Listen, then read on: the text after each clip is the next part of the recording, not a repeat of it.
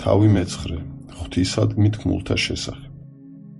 ღვთაება მარტივია და შეუდგენელი. შედგენილი ისაა, რაც მრავალთა და განყოფილთაგან შემდგარა.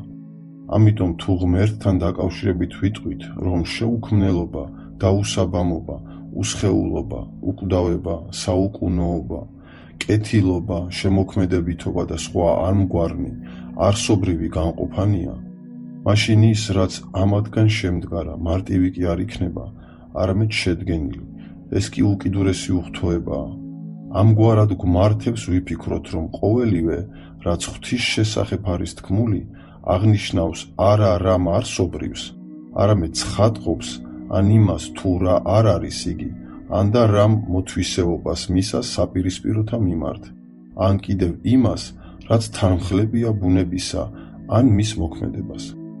ღვთის შესახებ თქმულ სახელთაგან ყველაზე უფრო საკუთრივი ჩანს არსი, როგორც თქვა თვით მან, როდესაც მთაზე ასე მიუგო მოსეს, უთხარი ისრაელის ძეებს, მან არსმა მომავლინა მე, გამოსვლათა მეხუთე თავის მე-14 მუხლი.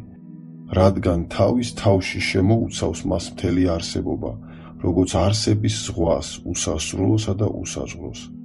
წმიდა დიონისეს თქმით, უსაკუთრესი სახელია კეთილი, რადგან შეუძლებელია ღვთის შესახებ ჯერ არსებობა ითქვას, შემდეგ კი კეთილი.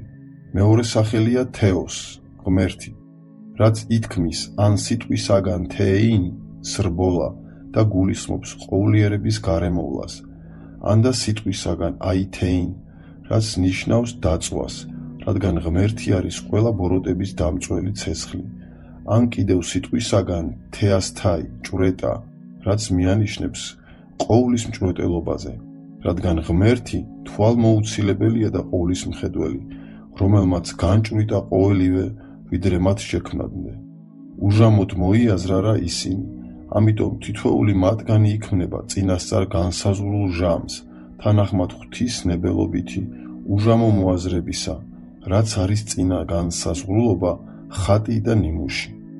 ამრიგად პირველი სახელი თვით არსებობის წარმომაჩინებელია და არა იმისა, თუ რა არის, მეორე კი მოქმედებისა. ხოლო დაუსაბამობა, უხრწნელება, დაუბადებლობა, ანუ შეუქმნელობა, უსხეულობა, უხილავობა და სხვა ამგვარ იმას ცხადყოფს, თუ რა არ არის იგი, კერძოდ რომ არ დაწყებულა მისი არსებობა, რომ არ იხრწნება იგი, რომ არ იქმნება, არ არის სხეული, არ იხილვება, ხოლო სახელები, კეთილი, მართალი, წმიდა და სხვა ამგვარნი ბუნების თანმხლებნი არიან და არა თვით არსების ცხადმყოფელნი. რაც შეეხება სახელებს, უფალი, მეუფე და სხვა ამგვარი, ისინი წარმოაჩენენ მის მოთვისეობას საპირისპიროთა მიმართ, რადგან უფლებულთა მიმართ ითქმის უფალი, მეუფებულთა მიმართ მეუფე, შექმნილთა მიმართ შემოქმედი და დამწყსილთა მიმართ მწყემსი.